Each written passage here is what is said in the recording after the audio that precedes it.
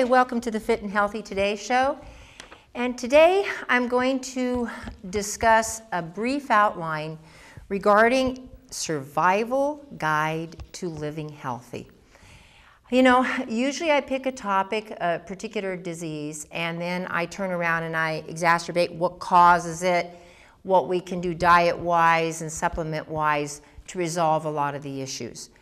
Well, I want to take a different approach for the next 5 to 7 weeks and focus on what we need to do in order to survive in this day of technology, toxic chemicals, genetically modified and altered foods. And I want to seek to explain as best I can why this is so important. So when we look at the 10, and I've got 10 rules, kind of like Moses had his 10 commandments, I have my 10 rules. So there's always rules to the game. And the key is they're guidelines. Obviously there's many more things that you have to consider. But what I did is I found 10 of the most important ones that I thought could be helpful for you in making or creating a healthy life and living a healthy life. Number one, and I've got a little stick figure here diagram that I kind of drew a little bit. I'm actually very good at painting and as an artist, but when we're talking about the whiteboards, not so great. When we look at what we like to do, I need you to look at yourself as being an investment, okay? So we're going to make this kind of an economic type of thing. We're going to see yourself as the investment. You know, this is the savings account. And whether or not the saving account grows and thrives, or whether or not the savings account becomes depleted and diseased, is totally up to you. So when we look at the things, looking at the nice little whiteboard, we look at things that deplete or are poor investments such as bad food, no exercise, negative thoughts, emotions, and people around you. That lends itself to what we call disease, dis-ease. Now, those are bad investments. Obviously, when something lends itself to a disease state, obviously your investment, you're getting no return. When we look at the things that increase the investment and maintain and give a happy life and a healthy life, good food, lots of good water, exercising, you know, breathing good air and oxygen, maintaining healthy people that promote and support you as well as you support them in life, and then positive thoughts and emotions lend itself to health. So good investments, bad investments. Remember, it's all within your choice. Number one rule, good investment, bad investment, it's a matter of choice, whether or not you want to proceed with it. So, rule number one, consider yourself as an investment.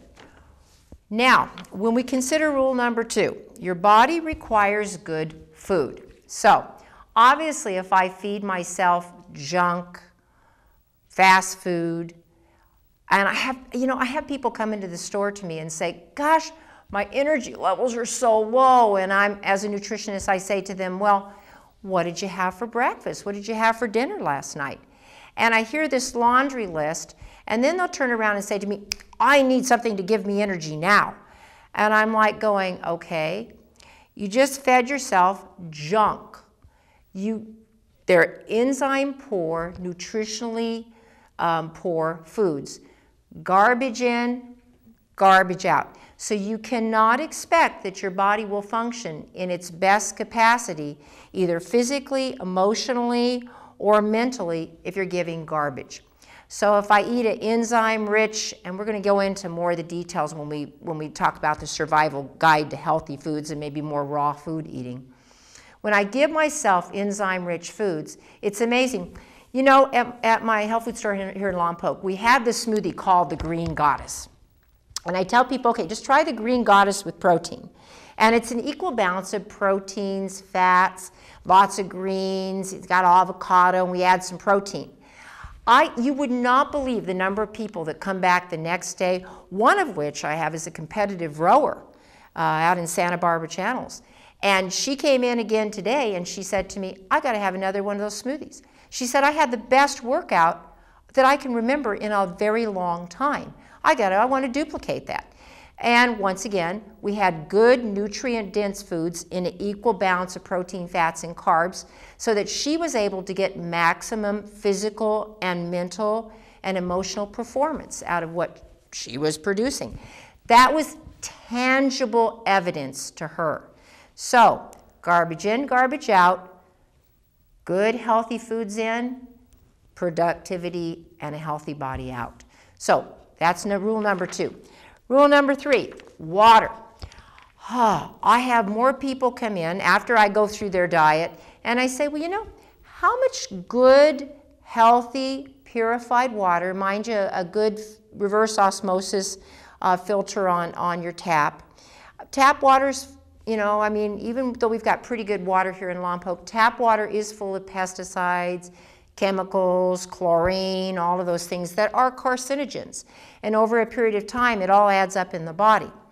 So, good, healthy, clean amounts of water are really necessary. And I'll actually give a reason why your body, there's a book called Your Many Cries for Water. And basically, it says if you don't get enough water, your cells can't stay hydrated, your energy drops. Once again, lack of water in, energy low. Good amounts of water and hydration, energy up, a good investment. Number 4, rule number 4. Now, this is becoming a real big thing, and I've heard it on the Dr. Oz show, and I've heard it on, oh my gosh, all these websites, and I'm having so many customers coming in asking to make their own shampoos, moisturizers, body care products.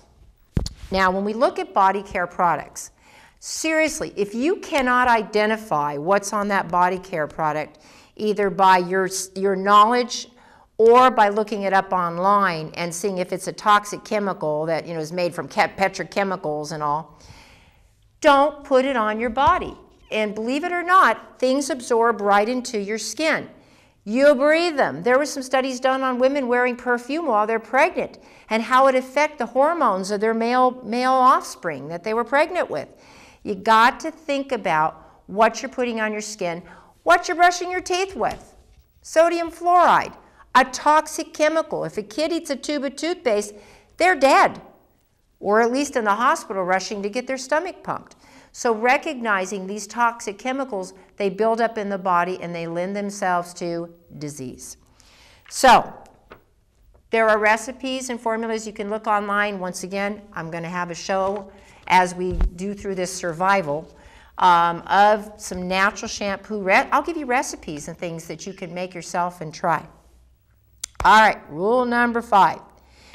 You gotta move. You know, you gotta move this body.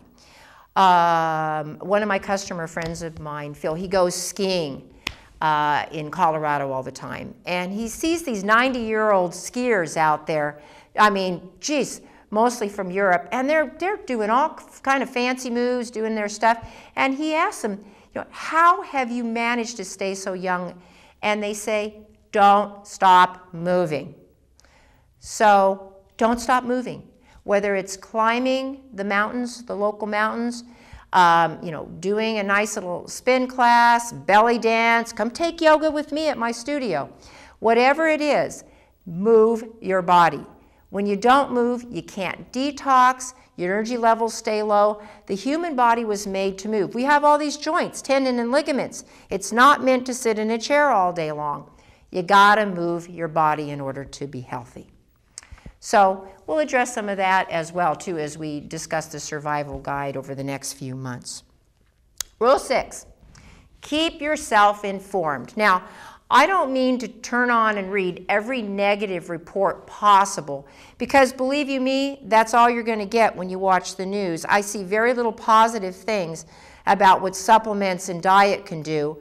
And I see this giant Monsanto Protection Act that our Congress passed and our President signed that's protecting individuals such as Monsanto against us being able to know whether or not we have genetically modified and altered foods and our government's ability to pull them off the market. So keep yourself informed. I know I was one of 250,000 that signed, begging our president please not to sign the bill, but of course it was ignored. The point being is keep yourself informed. You know, Ralph has a wonderful segment where he talks about, you know, some of the latest research. On this TV show, we give you the research.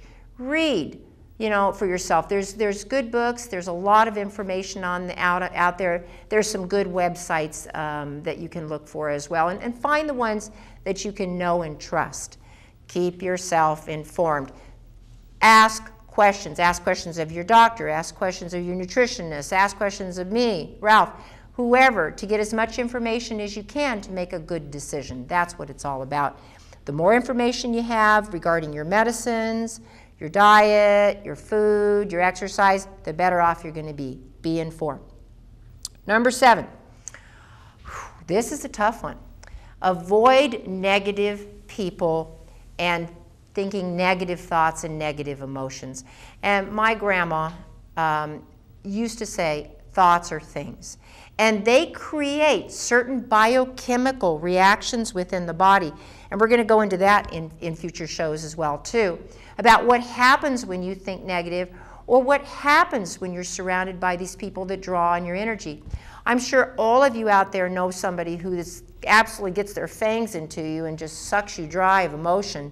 And when you leave them, you know, they've restored their emotions and they've filled up on your energy, and you go away feeling depleted. We're going to learn some yoga techniques and some other things that can help you learn to protect your emotions, to breathe through certain things when you have negative situations happen. So having that positive attitude, getting up, smile at your wrinkly face in the mirror, appreciate your body, the nice warm hot shower that you might have, or the good bowl of oatmeal with the eggs you're having in the morning. If you go through having that positive attitude with appreciation, it does create certain biochemical reactions in your body that allow you to have better energy. It just does. It's science, and we'll talk about that a little bit further. Rule 8, the opposite. Surround yourself with people who are positive, forward-going, who support your dreams that you may see, your education. Surround yourself with those people. Now, obviously, with family, sometimes it's hard in that you can't just say, okay, bye, Mom, I don't ever want to see you. You know, you're too negative. But what you can do is you can put up blocks and then surround your friendships, surround yourself with friendships.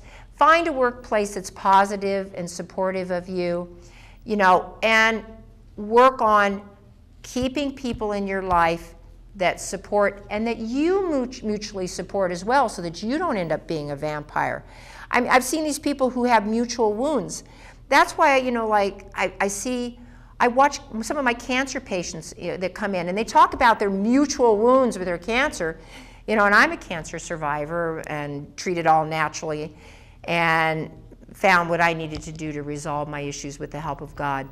But I can tell you, having people around you that you don't share your wounds with and keep in that continual sickened state is very, very important. So always moving forward, not looking back behind you. And we'll talk about some studies in that regard too. And I know most people say, okay, you're getting into an area that's outside of nutrition and all. And for me, it is part of nutrition, and it is part of me as a yoga instructor and part of who and what I am. And I think I can present it to you with some science, and it'll be very helpful for you as we proceed on. Rule number 9. And you know, most people say, you know, you're bringing religion into this, but you need to have some source of spiritual practice. And I'm not necessarily talking about religion, but if that serves you as your spiritual practice, please, you know, find a good congregation to be with, or, you know, find your daily word, or whatever your religious beliefs are. You know, find some spirituality to yourself. Because remember, you do have a spirit. And actually, it was even weighed by a German scientist years ago. The soul has a weight to it. But that spiritual practice, you will find statistically, really can keep you up, keep you lifted. And whatever your faith may be, that is an important component. And maybe not always can science back it up, but nonetheless, me as a nutritionist, healer, yoga instructor, when I see that, that is a very intricate component for people to be able to maintain that healthy life. Number 10. And I'm going to quote Shakespeare on this, and probably my freshman Cal Poly English instructor would appreciate this, but know thyself. Okay, to thine own self be true. Okay, throughout history, major people in Einstein, Socrates, Plato, Jesus, other aspects of the Bible, the Quran, the Torah, address this issue about to thine own self be true. You have to be truthful. So getting to know yourself, who and what you are, the shadow side, and being able to accept certain aspects of yourself, but also working to improve who and what you are. And this comes from your diet and your nutrition and your attitude and all of this. As you start to improve these types of aspects in your life, getting to know yourself and being truthful with getting to know yourself and accepting and laughing about your shadow side. You know, it's kind of funny. You literally can place archetypes on people. I had 2 customers come in today and say, you know, my daughter's a rescuer, and in another case, my son is a rescuer, and they pick people to try and rescue, to bring up, and in the meantime, while they're rescuing people, it brings them down, okay? So we each have different aspects of ourselves, archetype, like I'm a mother, I'm a yoga instructor, I'm a belly dancing, you know, but those are only aspects about me. They're not really myself and who and what I am and what my heart has and how I show myself to other people and how I show myself to me. So we'll work on some techniques and some things and maybe have you analyze different aspects about yourself. We call them archetypes, to where you understand that if you are a rescuer, you can address this and say, okay, oh my gosh, I'm rescuing somebody all over again. Remember what happened to me when I did that 3 years ago? I rescued, you know, and then oh boy. So we can discover different aspects about ourselves so that we truly know who and what we are. And once again, it is part of being fit and healthy to know yourself. To thine own self be true. So, as we go through the next couple of months addressing these issues, you know, latching on to the shows, I want you to either watch it through the Comcast or on youtube.com/VH film and address these individual aspects and watch yourself grow and prosper and have a healthy life. Next, we're going to be moving on to the research portion of our show. Thank you.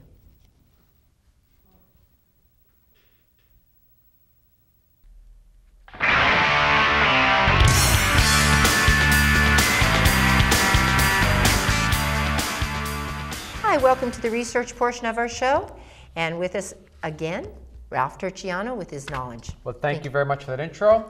Well, if I had to ask you a multiple choice question, a simple question, if you were to have surgery at a hospital, would the hospital, now I don't want to lead the question, would the hospital make more money if the surgery went right, or would they make more money if the surgery went wrong? Now, common sense dictates, well, obviously, if you do the job right the first time, that you save money and time. Well, unfortunately, in a modern economy, that is wrong. In an article listed, U.S. hospitals make more money when surgery goes wrong, and this was published in the Journal of American Medical Association just last week, and this being, I think, April 22nd. They said U.S. hospitals face distinctive, it's not distinctive, I apologize, disincentive to improve care because they make drastically more money when surgery goes wrong. Wait till you find out how much more money they actually do.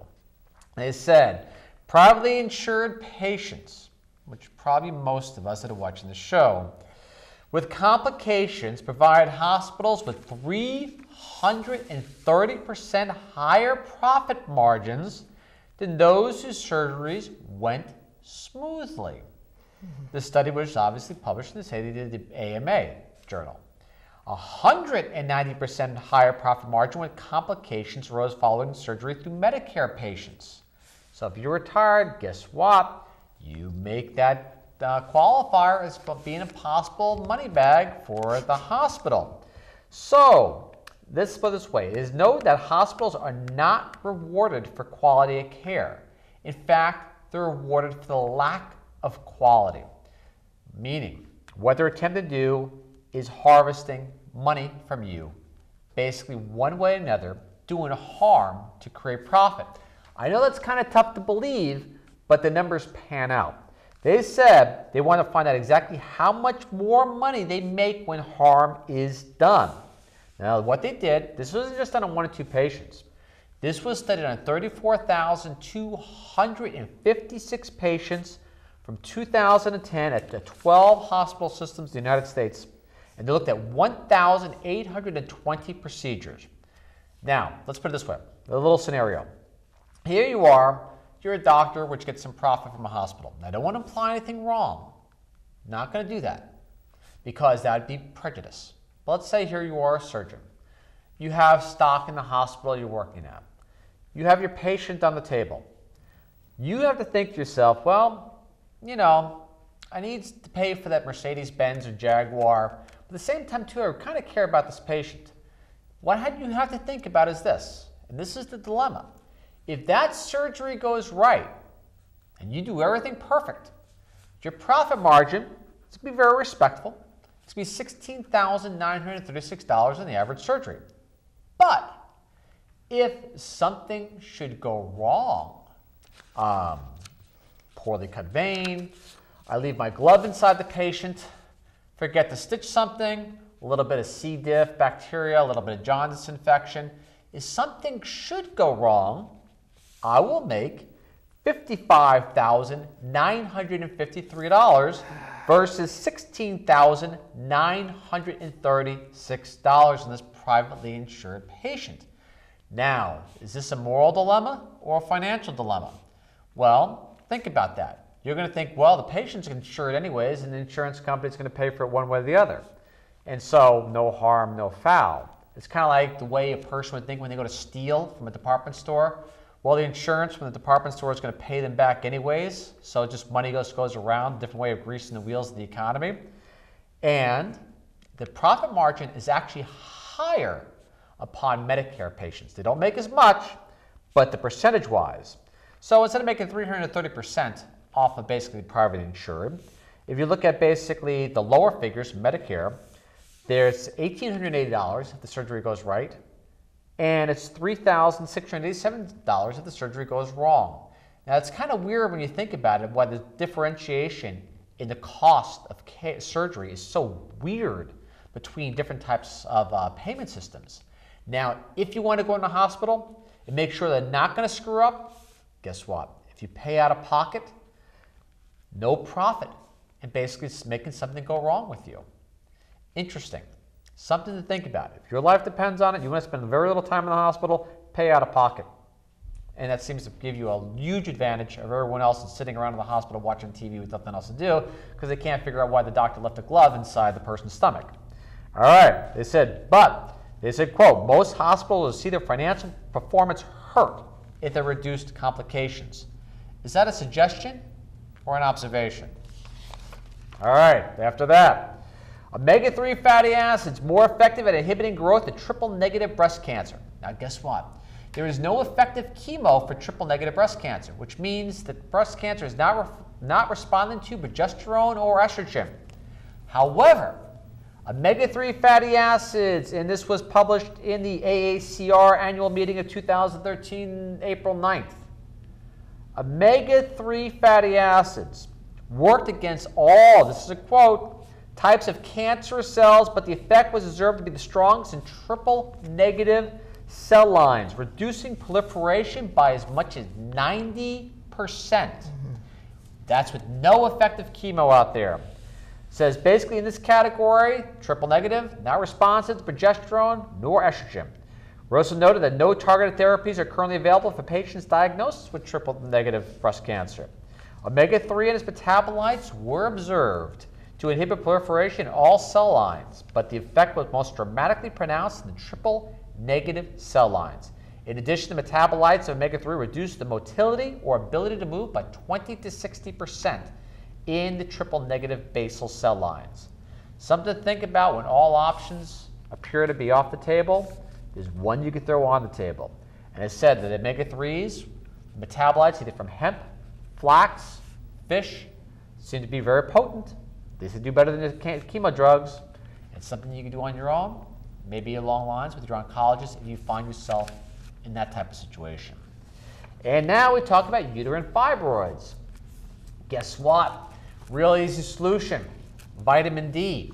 They found that women with the highest levels of vitamin D in the body had a 32% reduction, or I should say reduction, or lack of prevalence, or less likely to develop fibroids than women with insufficient vitamin D.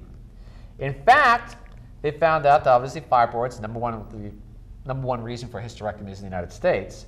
If you were outside in the sun for at least an hour a day, your chance of developing fibroids was reduced by 40%. Now, I don't know if that was with sunscreen or without sunscreen, but still, it would be wonderful if something as simple as inexpensive as getting some natural sunshine on their skin each day would help women reduce their chance of getting fibroids. Pretty amazing, simple, basic, and cost-effective. And lastly but not least, before we're out of time, I think we have less than 1 minute left. All right. Adult generations today are less healthy than their counterparts of previous generations. Well, to do this as far as synopsis, let's put it this way.